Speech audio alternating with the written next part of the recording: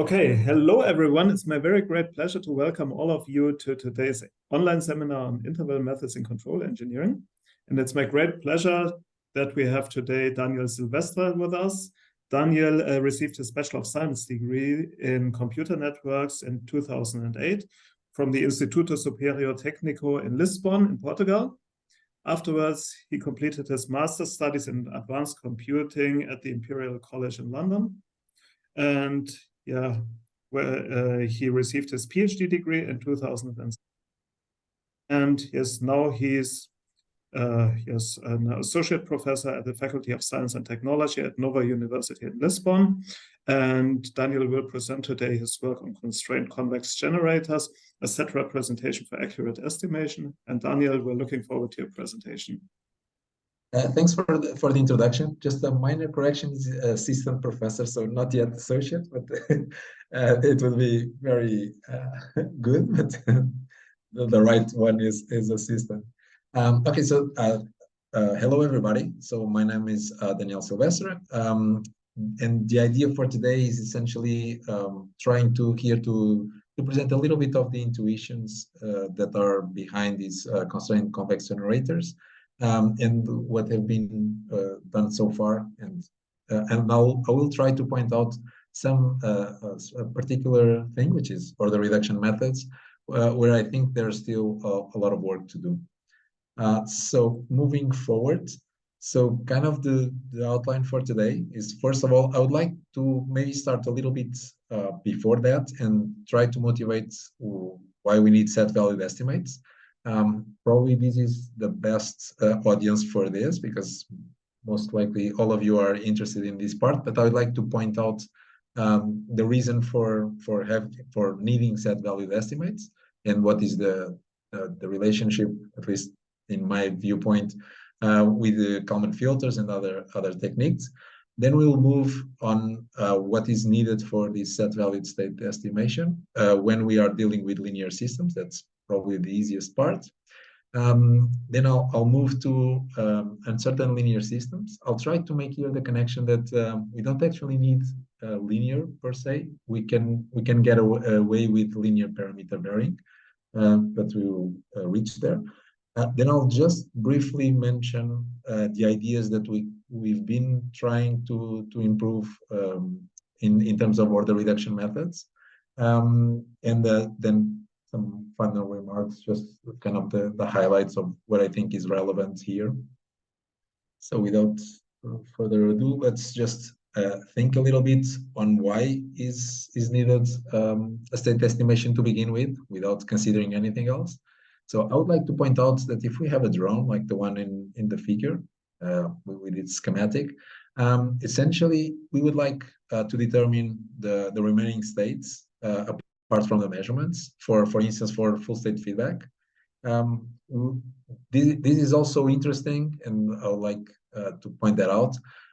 After we get intervals or sonotopes or whatever it is that we use to account for these measurements, for these estimates, that we can now incorporate these things in, I don't know, model predictive controllers.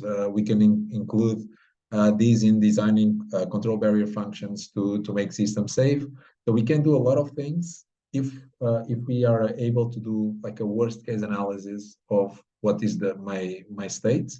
Then almost in the same line. So if I can get an estimate of at least my position, right? Then I can prevent collisions, because not only can I predict now what are my positions, but I can also forward propagate that prediction and get what is going to be likely a collision in the future. So I think those are very good points to have state estimation techniques. Then you can also think of this as, for instance, if I want to detect the loss of power in one of the rotors. So you imagine that my battery is running low, and one of the rotors is not outputting the thrust that it should.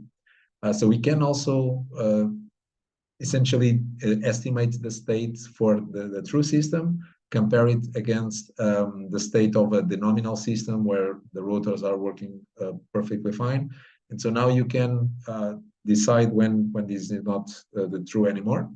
And then, as I was saying, you can also predict safety in future time instance, especially if you, with the advances now of control barrier functions, because you can just encode in the barrier functions the same constraints that you would get, for instance, to be inside an ellipsoid. You can just find it's actually very easy for ellipsoids, because if you have an ellipsoid, you can just bring whatever is on the right-hand side of the inequality to this side, and you essentially have the H function that defines a control barrier function. So all of this is a lot aligned with the need for state estimation. So the names for all of this, just like to point out. So when we are talking here about loss of power, we are essentially doing fault detection and isolation.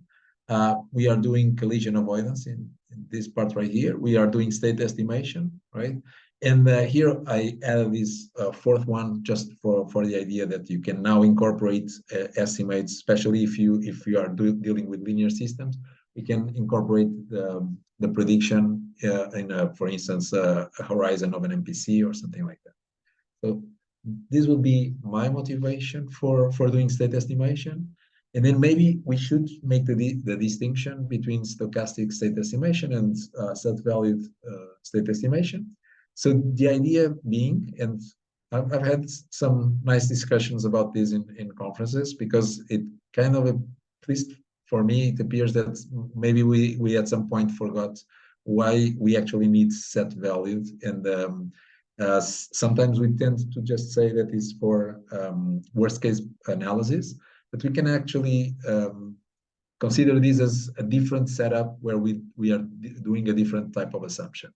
So if we know the probability density function for each of the unknown signals, so here I'm talking about the initial conditions, the noise, and the process disturbance. So if you know the PDF for all of these, right, then your state estimation is most likely something as you start with some PDF for, here I didn't design an actual PDF, which is just a representation, but essentially you start with a prior knowledge, so something like this red curve, if we were talking about in one dimension.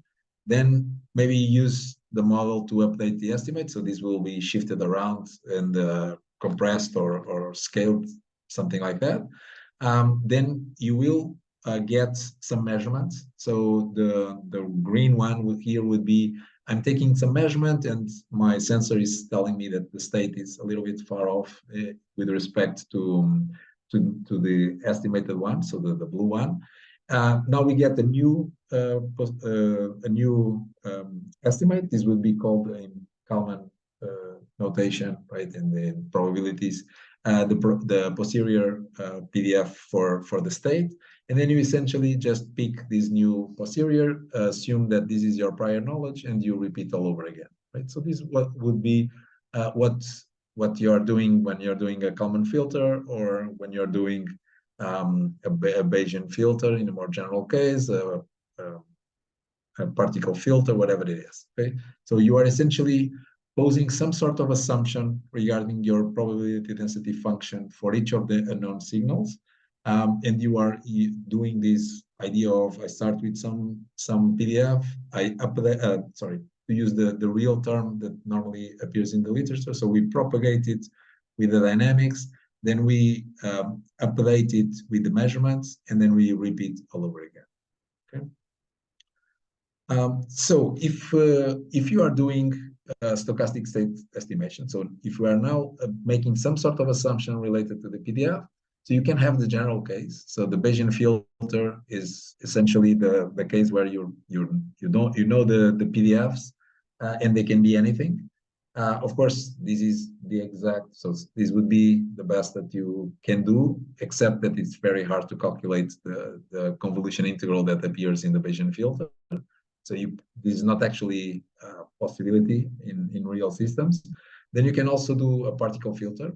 So it's kind of, you are doing a general case, but now you're doing a sampled version. So you are taking a bunch of points of these PDFs, and instead of trying to calculate the update and the propagate in continuous time and continuous variables, you are doing it is in discrete. So you're converting a continuous PDF to an histogram of that continuous PDF, and then you are using that as if it was a discrete, because in discrete you are not considering the convolution integral anymore. It's just a summation, so it's a little bit easier. So it's just a matter of doing a bunch of cross products, so it becomes a little bit easier. So for instance, if you are assuming that the PDF that you know is some Gaussian for all the signals, and the dynamics are linear, then you are in the setup of a Kalman filter. So the Kalman filter is simply the Bayesian filter simplified when all of the PDFs are Gaussian and when the dynamics is linear. If you remove the linear assumption and now you go for nonlinear dynamics, then you have the extended Kalman filter, where you're doing an approximation with respect to the trajectory of the estimates, the curvature Kalman filter, and the list goes on. And you can also pose different types of assumptions. So I've seen things like, for instance, there's a work from Mikuhoshi where they are passing the PDFs to the Fourier domain and doing the propagate there and using exponential distributions. There's some other work as well in Automatico where we are doing like the Kalman filter, but I would say that it would be the Bayesian filter, but everything in the Fourier space. So the list would go on, and we would be here for probably 40 minutes just talking about stochastic state estimation. But my point, and this little bit of a detour to motivate what is actually the problem in set value state estimation, is that what if we don't know this probability density function? So that's kind of the point. And instead of that, we just know the support, right?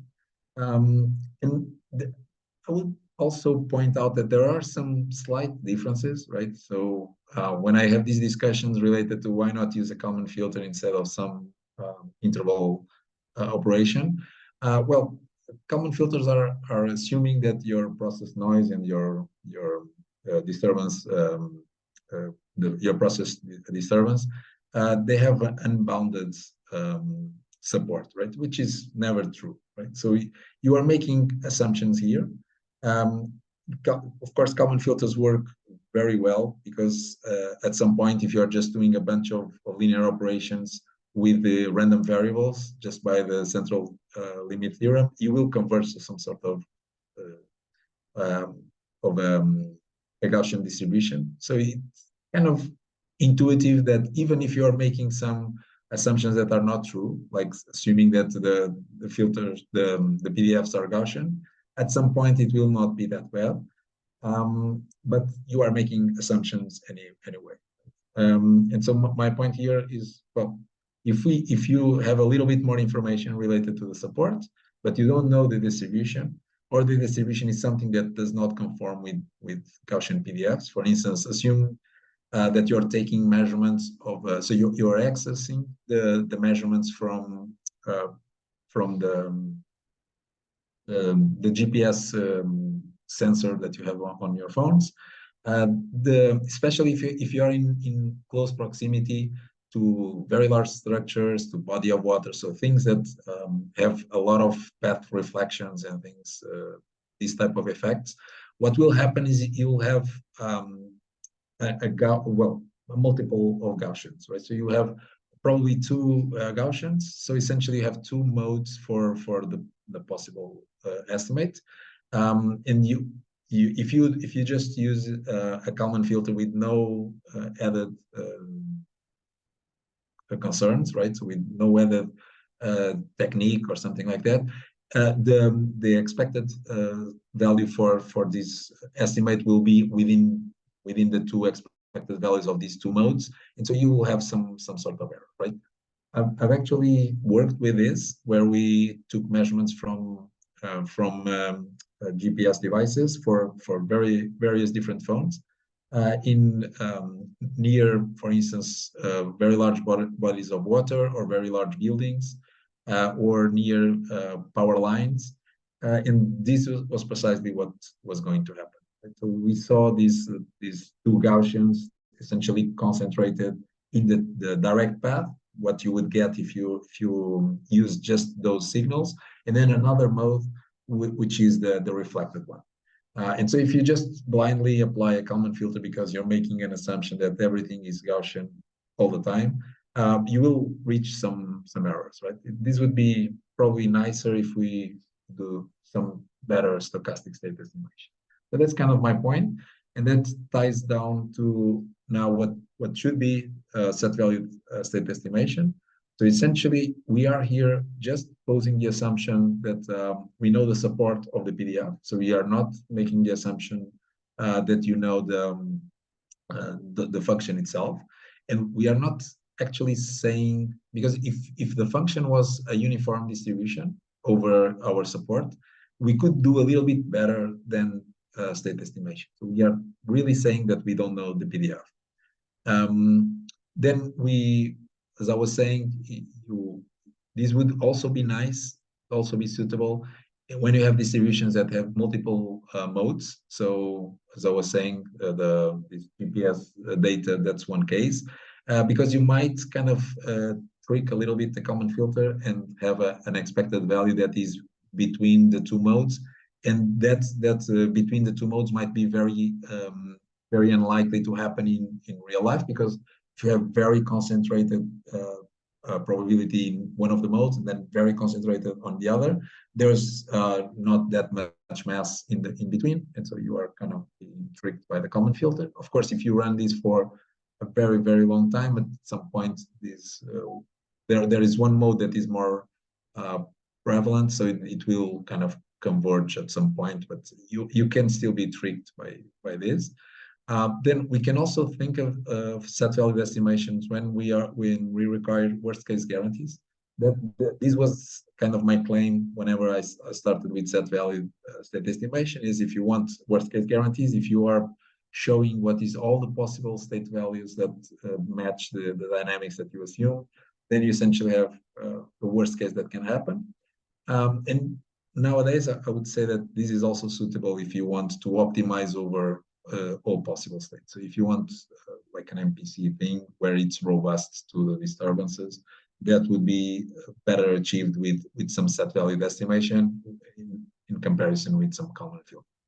And so the definition here is that given the support, so given all the possible admissible values for the unknown signals, we would like to compute the possible values for the state. So that's kind of our problem. And now we can focus on linear systems, right? So if we are considering linear dynamics, you are essentially having something like this equation, where you have W, which is the process noise, and V, which are the sensor noise.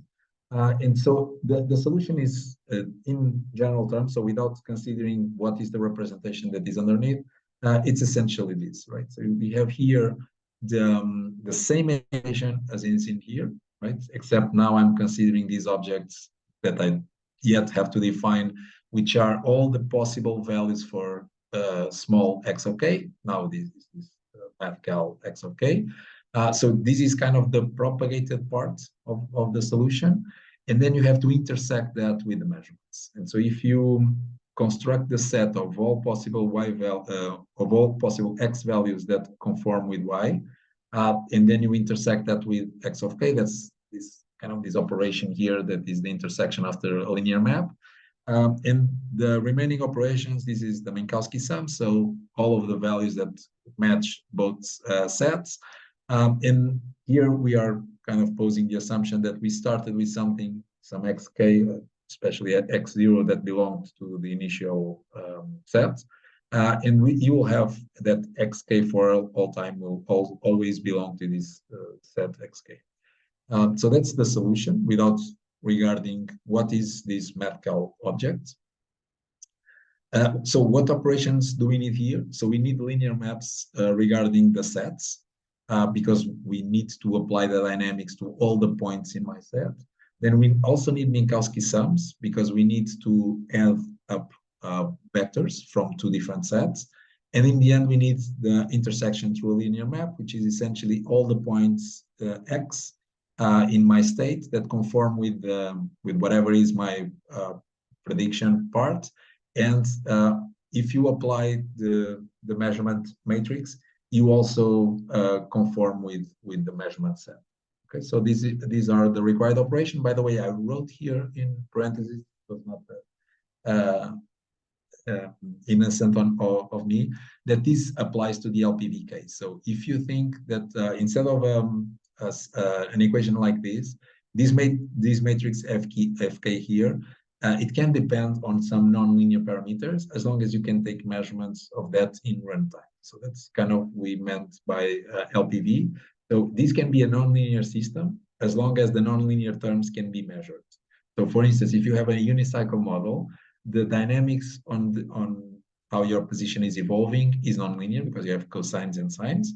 But if you have a compass on board and you can take measurements, and if there are no measurement noise, then you know exactly your orientation, and you can replace that in the dynamics in the cosines and sines, right? And get a fixed f of k for that specific time.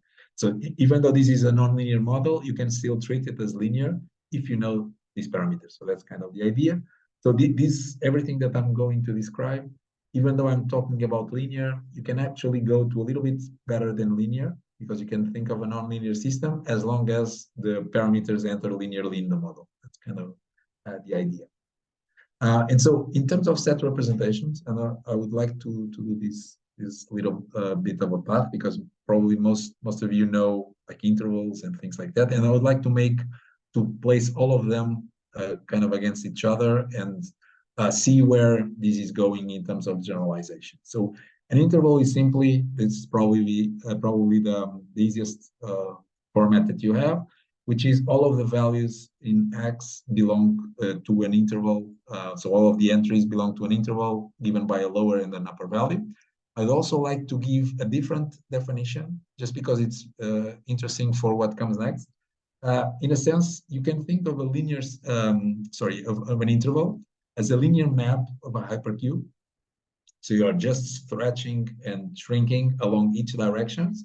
So as long as your stretch map or your linear map is just a diagonal matrix, right? Then you are not rotating anything. So you're just doing this type of operation along all of the directions.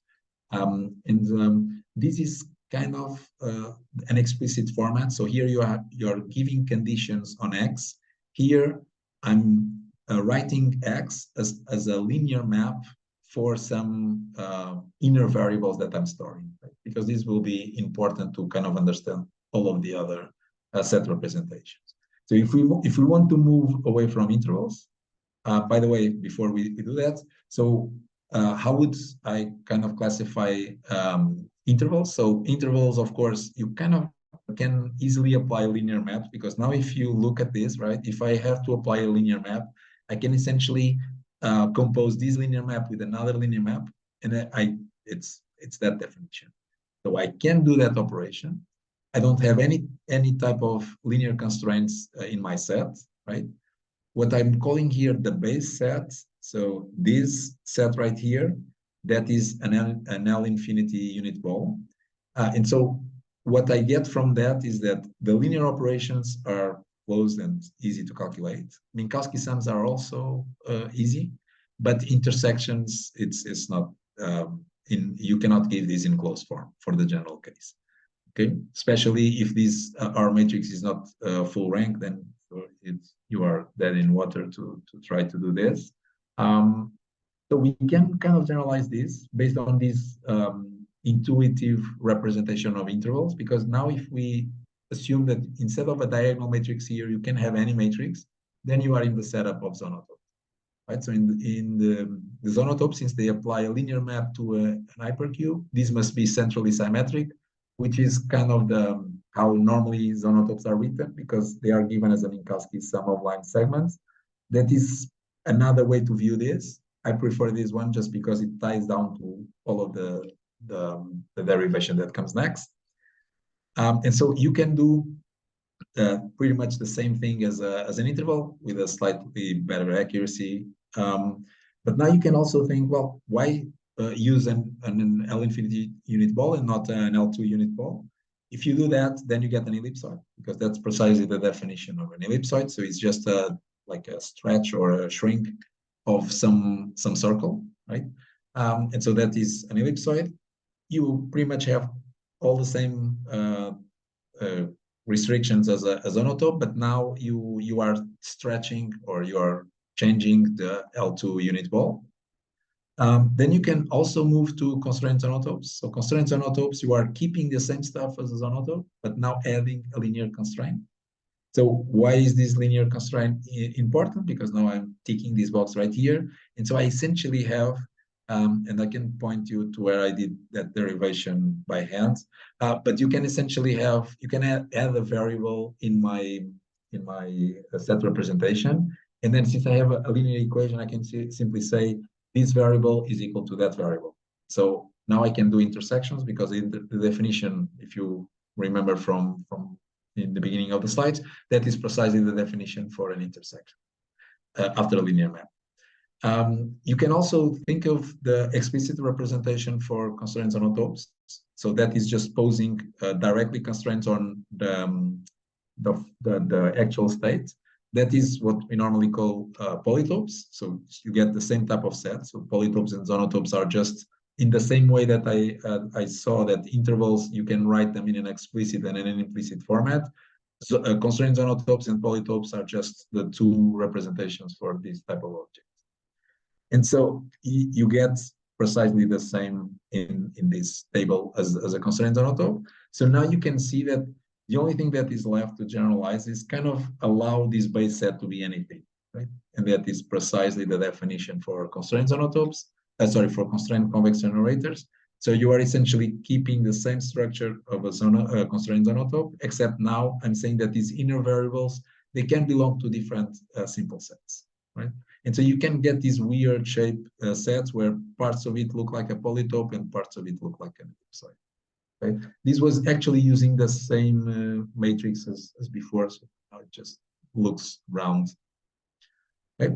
And so that is precisely what we did. So we just generalized that column there of the base set. So how does this apply to uncertain linear systems? So from this, right, you definitely know that all of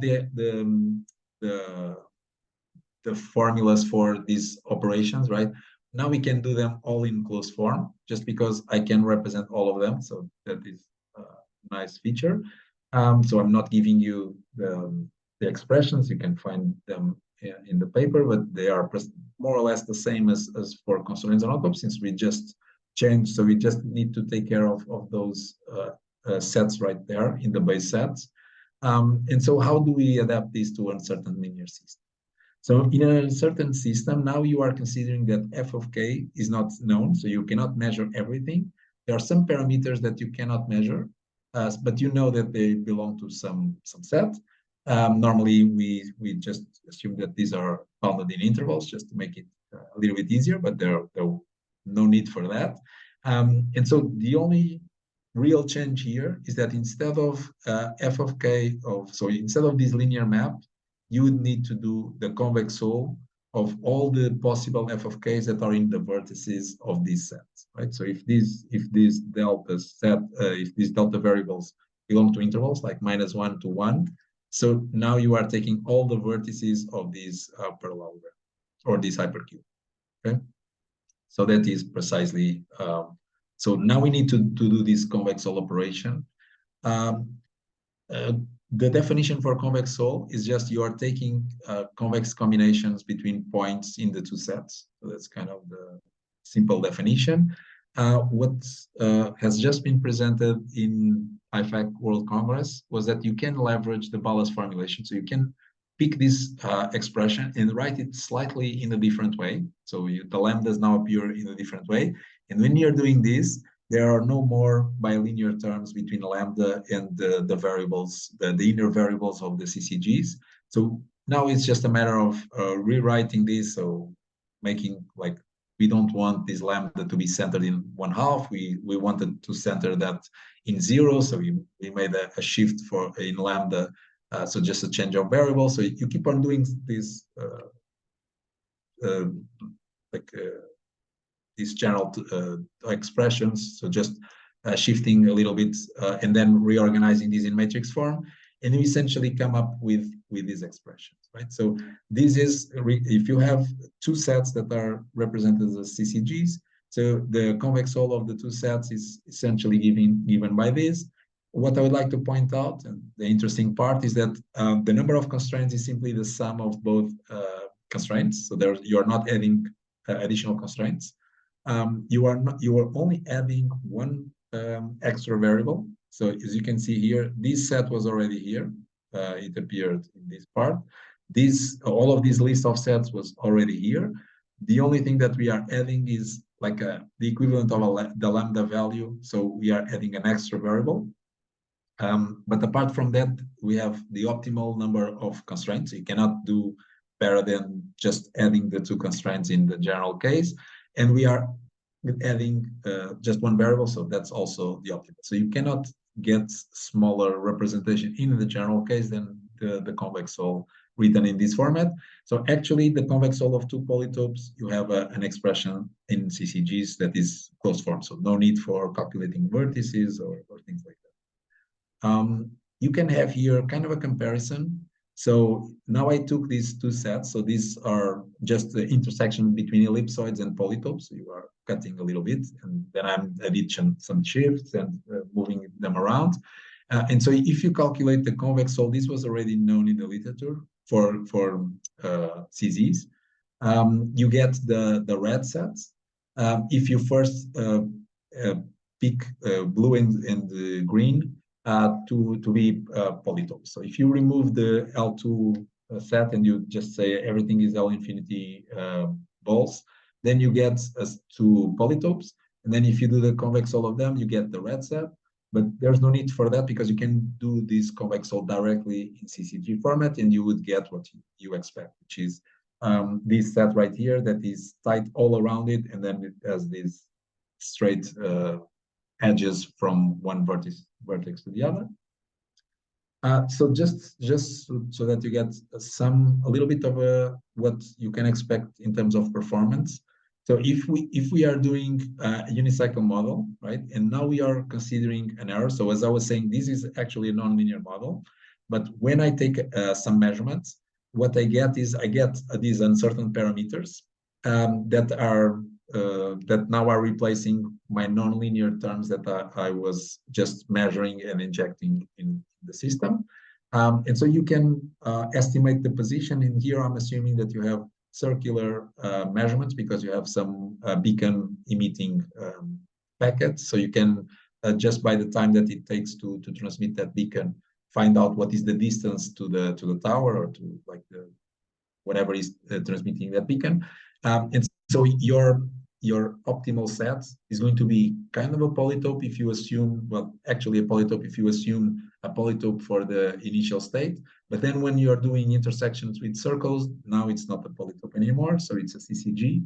And you get, so the CCGs are in red, and in black you get constraints on top. So this looks circular, but this is actually a bunch of vertices all around, right? The actual round ones would be the CCGs. And so the vehicle is just doing like figure 8 trajectory. And what we are showing here is the two comparisons between the set. And so you get a little bit of a smaller set without that much of an increase in terms of the volume. Well, you get an increase of the volume, but you don't get an increase in the elapsed time that this takes, because, well, you're just keeping a collection. The only thing extra is you're keeping a collection of sets, and not that much. So you can essentially see that you're paying here the price of something that is called the wrapping effect, where the conservativeness of prior estimates are now propagated with the dynamics, and so you are adding volume to the set without actually needing that if you measure it accurately. I would like also to point out the elapsed time. So you can see here that this is by no means at this point in real time, at least in these simulations, right? Because the problem here is that we didn't have at this point an order reduction method. So the order reduction that I was considering is simply array shooting. So you pick a point within the set, you do a bunch of arrays, right? And then you calculate the polytope that where each point that intersects the boundary, you put just a hyperplane, right? And you do this collection of hyperplanes, and in the end you bring this back from this bunch of hyperplanes to CZs. And this is a very time-consuming order reduction. So this was a very naive order reduction. The only interesting part is that it converts my very large set to just a set that is in number of dimensions as my state space. Okay, so but of course, even with the CZs, you have a very well, the performance is very similar. The CCGs are a little bit worse because essentially, whenever you do this array shooting technique, if you get a circular shape, since I'm kind of doing an approximation by a polytope, and polytopes are just a small subset of this type of sets, right? Then you will get a bunch of vertices, right? Wherever in the other case, you will reuse a lot of them. So you get smaller set representation in CZs. The price to pay for that is an added volume, okay? And so just a quick note about order reductions for CCGs, right? So first of all, you can, of course, you can use, you can just go there in all of the sets and remove them from L2 balls and get the L infinity unit balls. This is kind of, again, a little bit of a naive way. Of course, you can pick just which ones you want to do this and not do them for all of them. And then you can do all of the order reduction methods for CZs just for this smaller part of the set. This is not like a very intelligent way of approaching it, right? So it's a little bit of just using what is out there and just do some metric saying, okay, all of these inner variables, I want to remove them. And so I'm going to approximate all of them by the polytope that is right next to it. And then just do order reduction on this CZ, and then put it back in the full description of the CCG. So you still get an order reduction. That is not like the best way of doing it. We've just submitted a paper that is essentially representing integral quadratic constraints for different parts of the set, much like in the rich STP way of doing reachability. So that's kind of, there's a direct connection here. But my point is, this is quite often, well, quite an open topic for future research, right? Any of these methods are by no means the end of the story here. And this is the key point at this stage. Okay. And so just to conclude, and I think I'm reaching the expected time for the presentation. So first of all, you have the code for all of these set representations in my GitHub. So I implemented all of the set operations for intervals, zonotopes, some sets that are not here, like AH polytopes and things like that. I even implemented these in point representation, so you can just represent it using the vertices. So you have all of that code available, so you can play around with the sets. The documentation is still a work in progress, but it's out there at least. So that's one good thing. And then, of course, this set value estimation is exact for this LPV, right? Which still encompasses nonlinear models. So one other thing would be how to deal with general nonlinear models, so not just these ones that can be placed into this framework. Of course, the state estimation, when you have the presence of uncertainties, you can do it in different ways. So I haven't touched here that. But if you want the exact convex hull, then you have to do the convex hull of all of the uncertainty sets that get from you propagating each of the vertices of the dynamics. But if you want to do that, well, in CCG format, these are exact, so there's no approximations.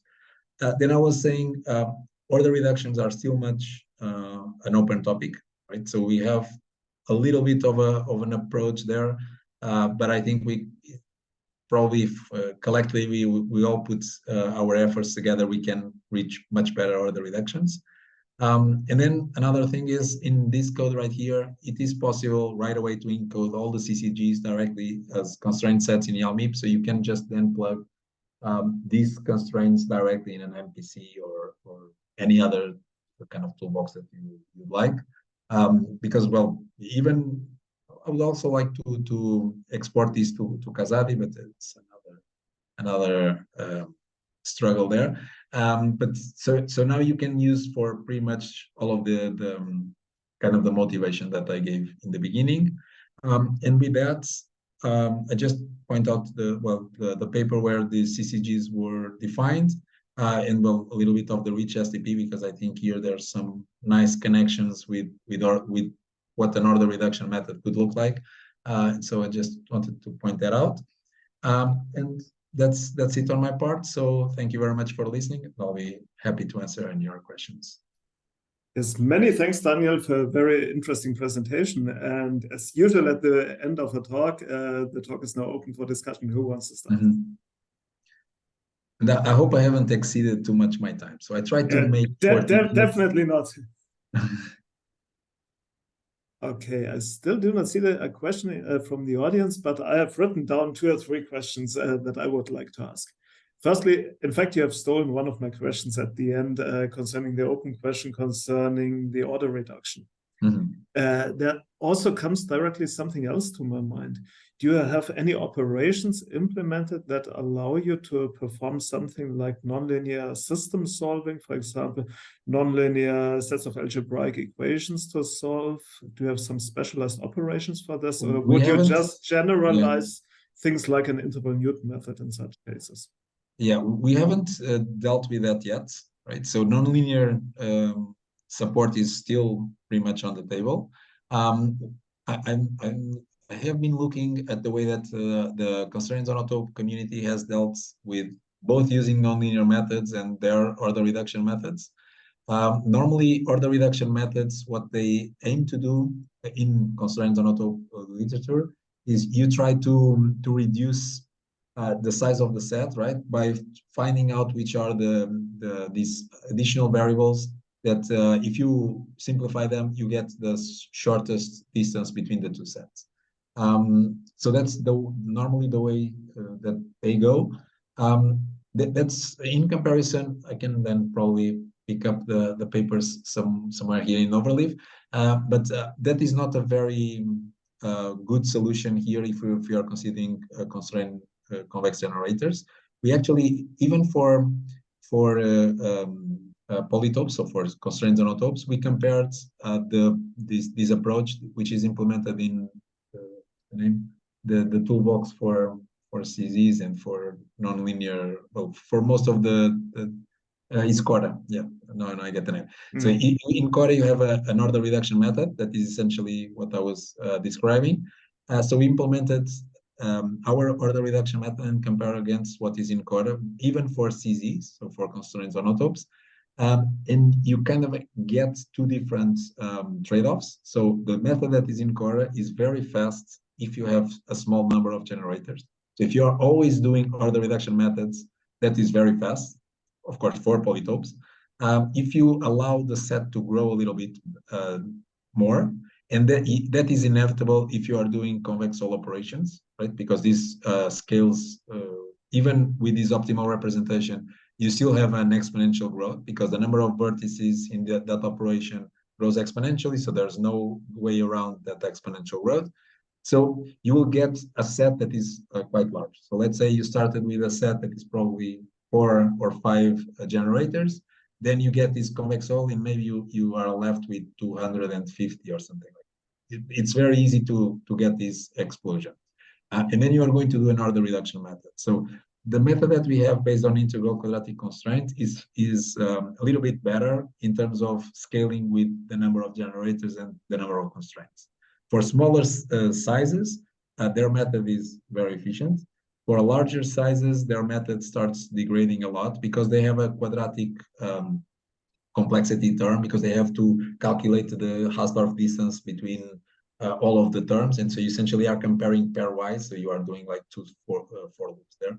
So that quadratic complexity is not that great, even if you have all the tricks that they have in Cora, like first factorizing the A matrix in the CZ, so and doing just first like doing the Gaussian method to make it in a triangular form. So all of those tricks, you still can't get away with this quadratic complexity. But that's what I was saying. Like, I think pretty much order reduction methods are still not a close story, even for constraints on autonomous. Because like in this method that I was describing, it's still being reviewed. What we are doing is we are just picking constraints on auto, bringing it to CCG format, which is precisely the same. So it's just a particular case. Then we are doing the order reduction method using integral quadratic constraints. And then we are making it back to a polytope so that you get a CZ.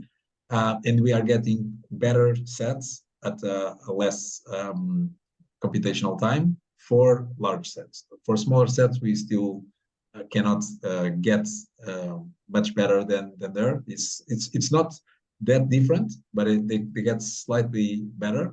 But when you start enlarging the sets, then this is a different story. So pretty much, if anybody is interested in like doing order reduction methods, this is pretty much an open question. Okay. I think I have a second question. The second question is, you dealt with at the moment discrete time system models. When thinking, what? Sorry, those were discrete time system models. Yeah.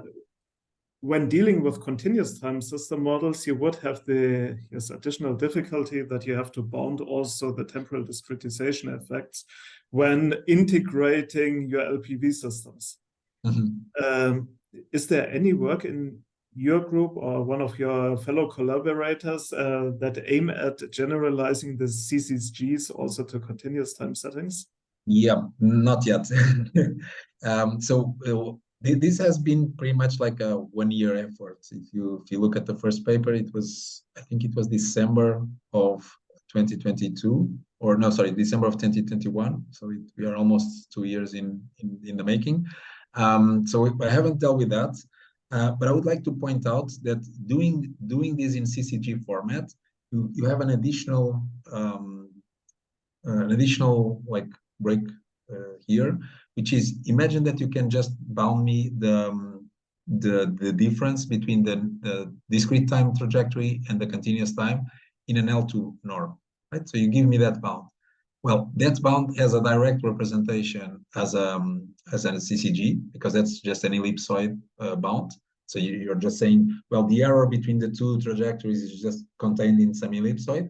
And now we can do Minkowski sums between the CCG, that is the nominal trajectory discrete time, with the ellipsoid that is the error to get the continuous, right? So you would kind of get a trajectory of this set that is just a sequence of sets. And if you want to calculate anything in between, you can just pick the previous set, tell me what is the ellipsoidal bound for the error between the two, and then just do the Minkowski sum. That is kind of equivalent to if you start with a set, you just enlarge it slightly all around it, and now you get the thing in continuous, right? So this is just, at least intuitively, we haven't put that on paper, but the nice part about CCGs is that as long as you have L2 bounds for something, and normally like there's a bunch of results where you have L2 bounds, this possibility of merging like polytopes with ellipsoids, that is very appealing for making the case of using CCGs. So I haven't done that yet, but I think it's should be something along these lines. So if you just bound that difference, you can just do the Minkowski sum of that difference, and you're just enlarging a little bit the set, and so now you're getting all of the errors in the integration directly included in the set. So that's where I would go with it, but I haven't done this by any means. Yeah, because I agree with you in the case that the discretization error is sufficiently small. I think this should work. Yeah. Is in other cases, I think you would have to try to get also the CCG formulation into things like the PK iteration to bound the corresponding discretization errors. Yeah. Okay. Yeah, these have been my questions. Is there anyone else who wants to ask?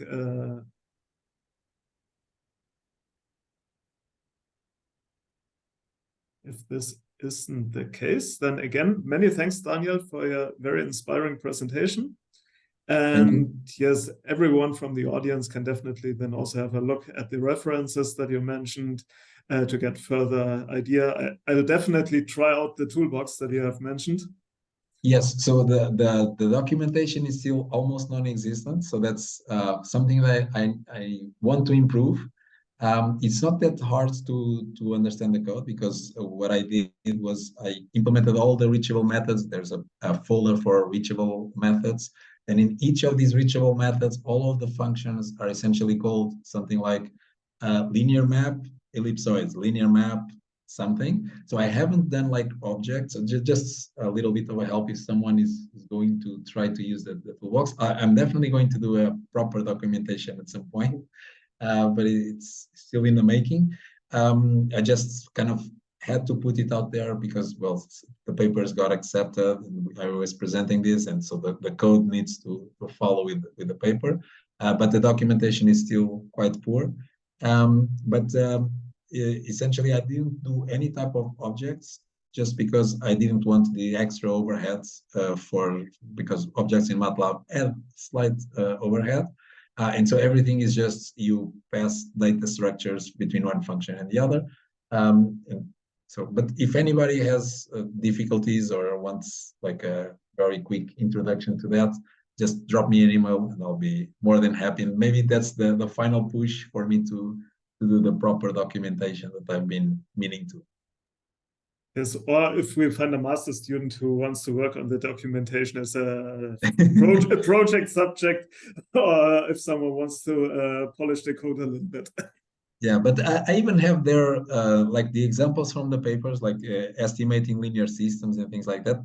We have there the like a code that just tests out like intervals, ellipsoids, all against each other. So at least there's some example use cases. But yeah, definitely I need to improve the documentation, because at this point I don't think there's even any. So the README is just README, so there's no. But I'll definitely do that, especially now that I'm putting this out there to a broader audience. So I'll try to do that. But if anybody wants to use this right away and needs to clarify something, just drop me an email and I'll be more than happy to accommodate that. Okay, great. Then once again, many thanks, Daniel, also for the proposition of this help with the toolbox. And yes, I'm looking forward to see all of you very soon for the next seminar, which will already be Friday next week. And Friday next week, this will be Quentin Brateau from Insta Bretagne in Brest, who will give the next talk. And for all of you, have a nice Friday afternoon. Have a nice weekend and see you next week. See you next week.